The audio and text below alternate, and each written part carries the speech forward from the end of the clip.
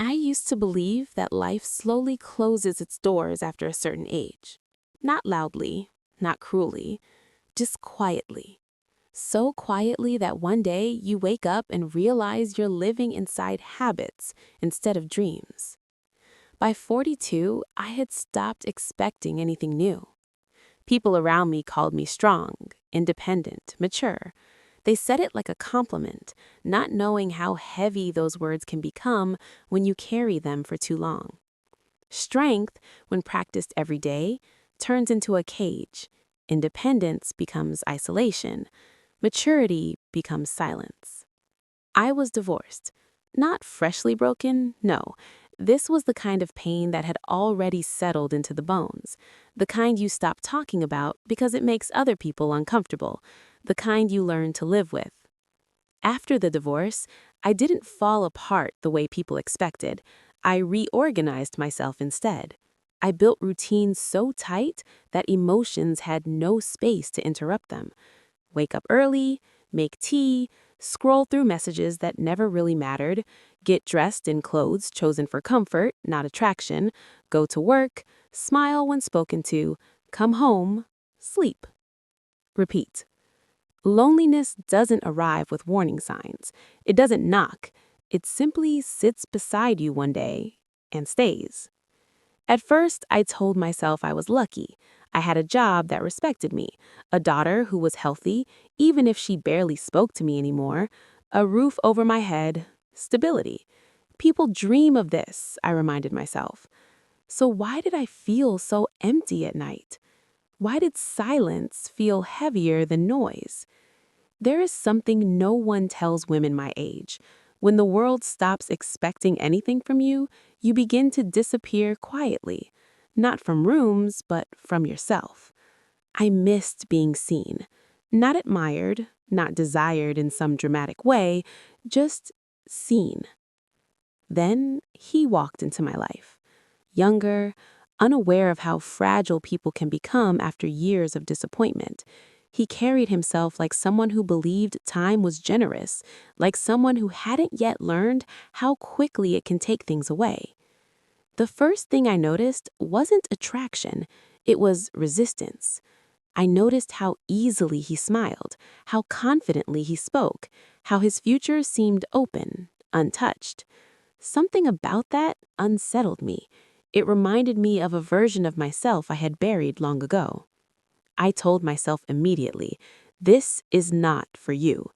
I reminded myself of my age before anything else. I reminded myself of my responsibilities, my daughter, my past, my scars. I told myself this was nothing more than proximity, temporary, harmless. So I kept my distance.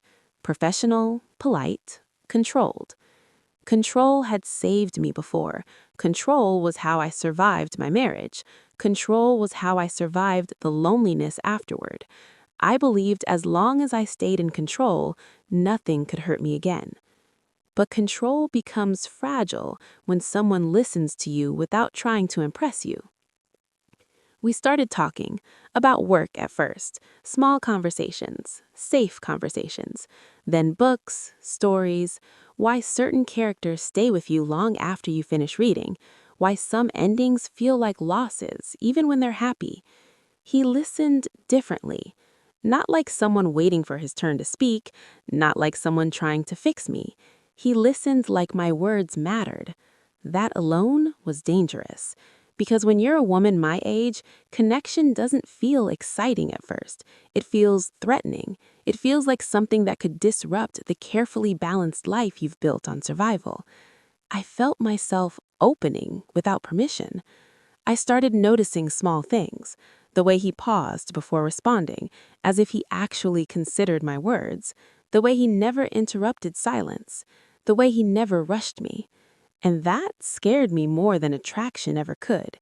Attraction fades, but being understood rewires you. I started becoming aware of myself again, not in the mirror, but inside. I found thoughts returning that I hadn't entertained in years. I caught myself smiling for no reason. I caught myself looking forward to conversations. That's when I knew I had to stop. I reminded myself daily, He is young, you are not. This is inappropriate. This is foolish. I told myself that even if nothing happened, the potential alone was dangerous. I convinced myself I was protecting him from confusion, from attachment, from a situation that society would never forgive easily. And maybe I was protecting myself too, because hope, once broken, doesn't heal the same way twice. So I pulled back. I became distant, shorter in conversation, busy when I wasn't, professional to the point of coldness. I believed that as long as I stayed in control, nothing could hurt me again.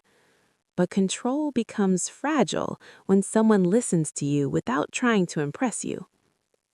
We started talking about work at first, small conversations, safe conversations, then books, stories, why certain characters stay with you long after you finish reading, why some endings feel like losses even when they're happy. He listened differently, not like someone waiting for his turn to speak, not like someone trying to fix me. He listened like my words mattered. That alone was dangerous. Because when you're a woman my age, connection doesn't feel exciting at first. It feels threatening. It feels like something that could disrupt the carefully balanced life you've built on survival. I felt myself opening without permission. I started noticing small things, the way he paused before responding, as if he actually considered my words, the way he never interrupted silence, the way he never rushed me. And that scared me more than attraction ever could. Attraction fades, but being understood rewires you. I started becoming aware of myself again, not in the mirror, but inside. I found thoughts returning that I hadn't entertained in years. I caught myself smiling for no reason. I caught myself looking forward to conversations. That's when I knew I had to stop. I reminded myself daily, he is young, you are not. This is inappropriate. This is foolish. I told myself that even if nothing happened, the potential alone was dangerous. I convinced myself I was protecting him from confusion, from attachment, from a situation that society would never forgive easily. And maybe I was protecting myself too, because hope, once broken, doesn't heal the same way twice. So I pulled back. I became distant, shorter in conversation, busy when I wasn't, professional to the point of coldness. I believed that as long as I stayed in control, nothing could hurt me again. But control becomes fragile when someone listens to you without trying to impress you. We started talking about work at first, small conversations, safe conversations, then books, stories, why certain characters stay with you long after you finish reading, why some endings feel like losses even when they're happy. He listened differently, not like someone waiting for his turn to speak, not like someone trying to fix me. He listened like my words mattered. That alone was dangerous. Because when you're a woman my age, connection doesn't feel exciting at first. It feels threatening. It feels like something that could disrupt the carefully balanced life you've built on survival. I felt myself opening without permission. I started noticing small things, the way he paused before responding, as if he actually considered my words, the way he never interrupted silence, the way he never rushed me. And that scared me more than attraction ever could. Attraction fades, but being understood rewires you. I started becoming aware of myself again, not in the mirror, but inside. I found thoughts returning that I hadn't entertained in years. I caught myself smiling for no reason. I caught myself looking forward to conversations. That's when I knew I had to stop. I reminded myself daily, he is young, you are not. This is inappropriate. This is foolish. I told myself that even if nothing happened, the potential alone was dangerous. I convinced myself I was protecting him from confusion, from attachment, from a situation that society would never forgive easily. And maybe I was protecting myself too, because hope, once broken, doesn't heal the same way twice. So I pulled back. I became distant, shorter in conversation, busy when I wasn't, professional to the point of coldness. I believed that as long as I stayed in control, nothing could hurt me then. But control becomes fragile when someone listens to you without trying to impress you. We started talking about work at first, small conversations, safe conversations, then books, stories, why certain characters stay with you long after you finish reading, why some endings feel like losses even when they're happy. He listened differently, not like someone waiting for his turn to speak, not like someone trying to fix me. He listened like my words mattered. That alone was dangerous. Because when you're a woman my age, connection doesn't feel exciting at first. It feels threatening. It feels like something that could disrupt the carefully balanced life you've built on survival. I felt myself opening without permission. I didn't fall in love with him the way movies show it. There was no sudden realization, no music, no dramatic confession that split my life into before and after. It happened quietly. So quietly that by the time I noticed, I was already deep inside it. What I did notice was resistance. I noticed how often I told myself to stop thinking about him, how I rehearsed reasons in my head, practical reasons, responsible reasons, adult reasons, why this could never be anything more than a mistake waiting to happen. I reminded myself of my age like it was a warning label. You are 42. You have lived longer. You know how this ends. I told myself he was just kind, just attentive, just young and curious about people who had lived more life than he had. I tried to reduce what we shared into something small enough to control. But emotions don't shrink just because you ask them to. The more I fought, the louder my feelings became. I began noticing him in ways that felt intimate and dangerous. The way he sensed when I was tired without me saying anything. The way he remembered small details, things I had mentioned once, casually, assuming no one would care enough to hold on to them. I had grown used to being the listener, the supporter, the one who noticed everyone else. Having someone notice me felt unfamiliar, almost wrong. I started feeling guilty for enjoying it. Guilt is a strange thing. It doesn't always come from doing something bad. Sometimes it comes from doing something you were taught you're not allowed to want. I was a woman past 40, divorced, a mother. I was supposed to be settled, grateful, quiet. I was supposed to have moved on from desire, from romance, from the need to be chosen. So why did my heart behave like it hadn't received that instruction? At work, I became hyper-aware of myself, of how close we stood, of how long our conversations lasted, of the way my mood lifted when he entered the room. I pulled back again, harder this time. I shortened conversations, I avoided eye contact, I kept myself busy, surrounded, unavailable. I convinced myself that distance would restore order.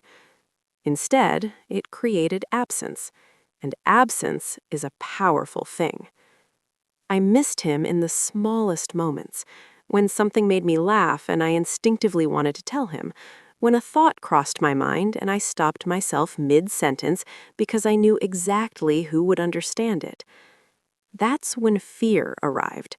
Not fear of judgment, though that was there, not fear of gossip, though I could already hear it. It was fear of loss, because somewhere along the way, I had realized something terrifying. If he walked away, it would hurt, and that meant this mattered. I spent nights questioning myself the way only a woman with history does. I replayed my past, searching for patterns, warning signs, proof that I was repeating old mistakes. Am I confusing attention with love? Am I clinging because I'm lonely? Am I being unfair to him by even feeling this? No one talks enough about how cruel self-awareness can be. When you know too much about yourself, doubt becomes endless. The world didn't make it easier. People didn't confront me directly, they never do at first. Instead, they offered advice disguised as concern. Be careful. He's at a different stage of life. Men his age don't always know what they want. Each sentence landed like an accusation, and every time I nodded, smiled, agreed. Because on the surface, they were right. But what they didn't see was the truth underneath. This wasn't about stages or timelines. It was about connection, about the rare comfort of being emotionally safe with someone. One evening, life did what it always does. It tested me. Old wounds reopened, a conversation I wasn't ready for, a reminder of why I had built walls in the first place. I held myself together all day, performing strength the way I always did.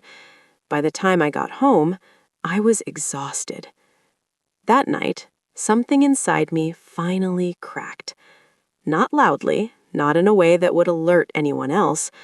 I sat alone, staring at nothing, feeling the weight of years pressed down on my chest, the loneliness, the responsibility, the quiet grief of choices made and unmade. And then he noticed. He didn't ask too many questions, didn't try to fix anything. He just looked at me, really looked, and waited. That patience undid me. For the first time in years, I let someone see me without armor. I didn't cry like people do in movies. I cried the way people cry when they're tired of pretending, slow, heavy, honest. I told him things I hadn't planned to tell anyone, about my marriage, about how invisible I felt afterward, about how being strong all the time had cost me softness. I expected discomfort, awkwardness, maybe even regret. What I got was presence. He stayed. No solutions, no judgments, no promises, just presence. That was the moment I understood something I hadn't wanted to admit. This wasn't a passing feeling. This was love, or something dangerously close to it. And love, at my age, doesn't feel romantic first. It feels terrifying. Because loving him meant risking everything I had rebuilt. It meant accepting that people would talk, that my daughter might question me, that the ending might hurt. It meant admitting that despite everything I knew, I still wanted to be chosen. I hated myself for that want. I hated that I needed him. I hated that at 42, my heart was still capable of trembling. So I tried one last time to walk away. I convinced myself this was the responsible choice, the mature choice, the kind choice. I convinced myself that loving him meant letting him go. But when I imagined a life without him, without that understanding, without that quiet companionship, I felt emptier than I had ever felt alone. That's when I realized the truth I had been avoiding. I wasn't afraid of loving him. I was afraid of believing that I deserved to be loved back. And that fear was older than him, older than my marriage, older than all my disappointments. It was the fear that women like me learn early, that our value expires, that our desires become inconvenient, that our happiness should come second. Standing there, on the edge of choice, I understood something painful and freeing at the same time. Love wasn't the risk. Denying myself was. And once I saw that, there was no going back. Loving him didn't rescue me. That's important to say first, because people like to believe love arrives as a solution, as a cure, as a replacement for everything that once went wrong. It didn't. What it did was far more unsettling. It revealed me. For years, I had lived behind a version of myself that was efficient, composed, and socially acceptable. I wore strength like armor and called it maturity. I called it growth, and told myself I was better off this way, less vulnerable, less hopeful, less exposed. And then I loved him. Not recklessly, not blindly, but honestly. And honesty has a way of removing armor whether you're ready or not. Being with him didn't erase my past. My divorce didn't suddenly stop hurting. My insecurities didn't vanish. My age didn't rewind. If anything, those realities became clearer, sharper. But something else happened too. I stopped pretending those things disqualified me from joy. That was the first lesson. For so long, I believed happiness had conditions, age limits, social approval, timing. I believed that if love didn't arrive correctly, it didn't count. That if it didn't look respectable from the outside, it must be wrong on the inside. I learned how wrong I was. Loving him forced me to sit with discomfort, with other people's opinions, with my own doubts, with questions that didn't have neat answers. We didn't ignore reality. We talked about it, often, awkwardly, late at night when honesty feels heavier and more dangerous.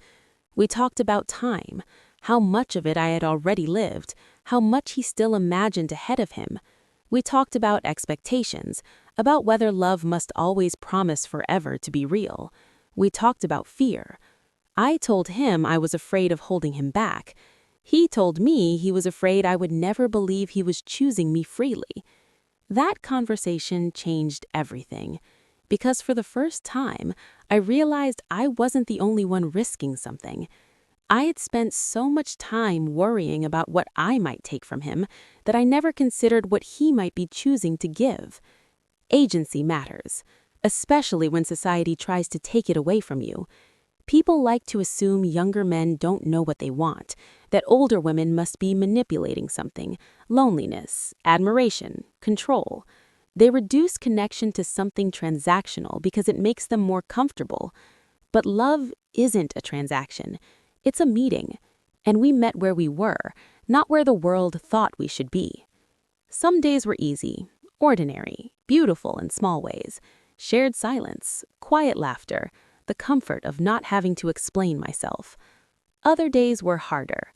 There were moments I caught myself shrinking, editing my joy, downplaying my feelings, preparing myself for abandonment that hadn't happened yet. Old habits don't disappear just because love arrives. On those days, I realized something painful. I had spent years preparing for loss instead of allowing happiness. I had been rehearsing endings my entire life. That was the second lesson. Love doesn't ask you to stop being careful. It asks you to stop being cruel to yourself. I learned to sit with uncertainty without letting it poison the present, to accept that not everything needs a guarantee to be meaningful, to understand that permanence is not the only measure of worth. We don't demand lifelong promises from friendships to value them. We don't reject moments of peace because they might end. So why do we do that with love? Why do we tell ourselves that if it doesn't last forever, it shouldn't happen at all? At my age, love doesn't war. It breathes. It exists in choices, in showing up, in truth spoken gently and received without defense. I stopped asking him for reassurance I didn't need. He stopped trying to prove things I never asked for. We learned to let love be what it was, real, imperfect, alive. And in that process, something unexpected happened. I began to forgive myself for staying too long in a marriage that made me smaller, for leaving when it hurt, for becoming guarded, for believing I was done. I realized how much shame I had been carrying, not because of what I had done, but because of what I still wanted. Desire had embarrassed me, hope had frightened me, and joy had felt undeserved. That was the third lesson. There is nothing shameful about wanting to be loved, at any age. The world may tell women that desire expires, that beauty fades into irrelevance, that passion belongs to the young. But those stories exist to keep women quiet, manageable, grateful for less. I refused that ending, not loudly, not rebelliously, quietly, firmly, by choosing to stay open. I didn't suddenly become fearless. I still have moments where time feels heavy, where I wonder what the future will ask of us. I still worry about my daughter, about how she understands me, about what kind of example I am setting. But now, those worries coexist with something else: peace. Because for the first time in a long time, I am not betraying myself to make others comfortable. I am not shrinking my happiness to fit into expectations that were never built with women like me in mind. I am living honestly, and that honesty has changed how I see everything. I no longer believe love must arrive early to be valid. I no longer believe strength means solitude. I no longer believe that being chosen once means you can never be chosen again. Love didn't make me young. It made me awake. And perhaps that is the greatest gift of all. If this love ends someday, I will grieve it. I won't pretend otherwise. But I will never regret having lived it, because regret grows best in the soil of denial, not courage. And courage, I've learned, isn't loud either. It's the quiet decision to stop disappearing, to stop apologizing for your heart, to stop believing that time has taken something from you that it never had the right to claim. I am still a woman in her 40s. I am still a mother. I am still cautious. I am still learning. But I am also in love, and that truth does not weaken me. It completes me. The life lesson I carry now is simple, but it took me decades to learn it. You don't age out of love. You don't miss your chance at happiness, and you don't need permission to live honestly. Sometimes the bravest thing a woman can do is allow herself to be seen exactly as she is. And finally, I have.